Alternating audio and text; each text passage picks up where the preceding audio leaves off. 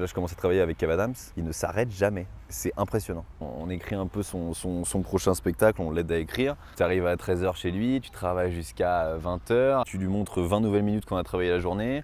Hop, il te la prend, il l'analyse, il le joue le soir dans son comedy club. Il va dans une salle de montage pour son film toute la nuit. Tu arrives le lendemain à 10h chez lui, lui il vient d'aller se coucher. Et ça, c'est pas 2 jours, c'est toute sa vie. J'ai fait ses premières parties à Rouen, il revenait d'une tournée en Guadeloupe ou un truc comme ça. Il est arrivé en décalage horaire comme ça. Dans la voiture, il dormait, on a eu 1 heure de route. Il est arrivé, il a fait un spectacle de 1h30. Tu comprends pourquoi il en est là. Et c'est pour ça que lui, dans 15 ans, il est encore là. Bonjour, je m'appelle Édouard Deloignon, je suis comédien et surtout humoriste, stand-upper et créateur de contenu sur internet. Je fais plein de choses.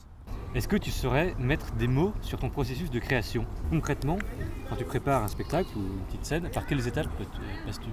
Il y a plein de gens qui vont en terrasse tous les matins, 9h et pendant 4h. Et ça j'ai essayé, ça m'arrive, il y a certains jours où j'y arrive, 70-80% du temps. Je sais pas, en fait je suis en réflexion constante, j'ai toujours plein d'idées, plein de trucs.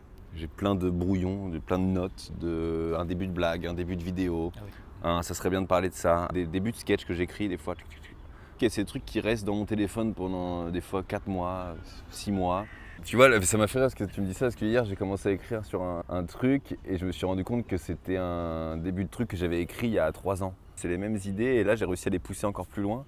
Tu te forces pas à aller vers les idées? J'essaye d'observer, de regarder et puis hop, des fois ça tilte, des fois ça tilte pas. Des fois j'écris 4 minutes comme ça, d'un jet et quand je les teste souvent c'est pas mal. Par contre c'est dommage que ça vient pas tous les jours. Ça c'est des trucs qui viennent tous les mois quoi.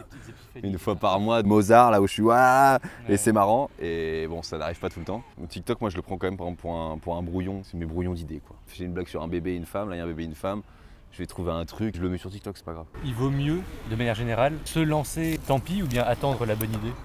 Se lancer, tant pis. J'ai commencé à faire des vidéos un petit peu pendant le confinement. Ça n'a pas marché du tout. Mais en fait, du coup, j'ai appris à faire du montage. J'ai appris ce qui plaisait, ce qui plaisait pas. Après, il y a des gens, ils vont préférer faire un truc très fini. Ce que je peux comprendre, moi j'ai besoin de faire. Tu vois, j'ai fait le confinement, j'ai appris plein de trucs.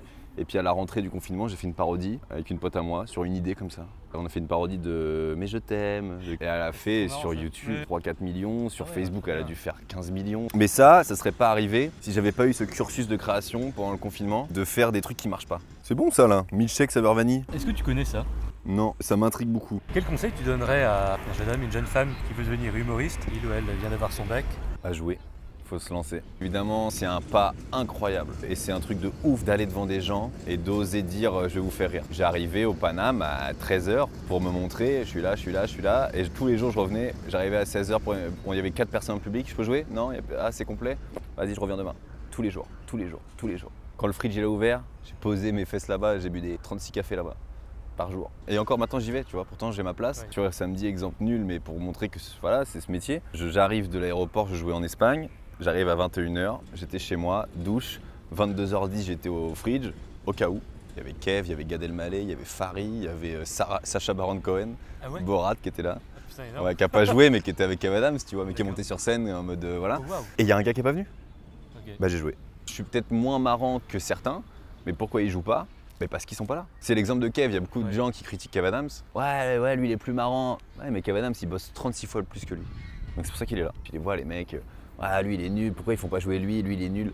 Ouais mais lui qui est plus fort, il sait pas bouger. Et c'est un des premiers trucs qu'on m'a appris au cours Florent, Jean-Pierre Garnier, qui est le prof à Florent de la classe libre, qui avait dit vous savez ce métier, moi je connais des comédiens talentueux qui ne travaillent pas parce qu'ils seraient chez eux. Et c'est les meilleurs comédiens que j'ai jamais vus. Et il y a des comédiens moins bons, mais qui vont à la bonne soirée, qui sont le gratté à la bonne porte, qui travaillent, qui vont proposer des projets. Et bah eux ils travaillent. Les créateurs, si tu as envie de te lancer, faut faire des choses. Concrètement, ils rédigent une petite scène et puis ensuite ils vont sur Google taper scène ouverte. Ouais, scène ouverte, stand-up, et peu importe la ville. Et puis même tu vois si tu as vraiment faim, que tu habites dans le Loir-et-Cher, tu vas dans un bar, tu dis à un gars, le directeur du bar, il sera très content. Est-ce que lundi je peux faire une scène de stand-up? Il me faut un micro. Comme ça, moi le lundi, je te remplis ton bar, donc le mec il est content. T'appelles tous tes potes, tu les mets dans le bar, ils prennent une conso et toi tu fais ton truc. Il y a tellement de scènes aujourd'hui que si tu cherches bien et si tu y en as pas, faut créer quoi. Puis avec les réseaux sociaux aujourd'hui ça va vite, tu vois, t'envoies un message à des mecs pour jouer et puis c'est ta première scène et c'est parti quoi. Moi je comprends la pression que c'est, mais il faut être dingue. Moi c'était un truc qui était en moi depuis toujours.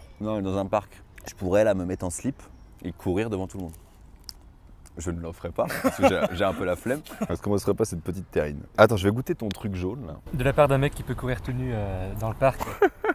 Je viens de me lancer à goûter le mogu mogu. Et alors? C'est pas mal, genre je vais regoûter encore.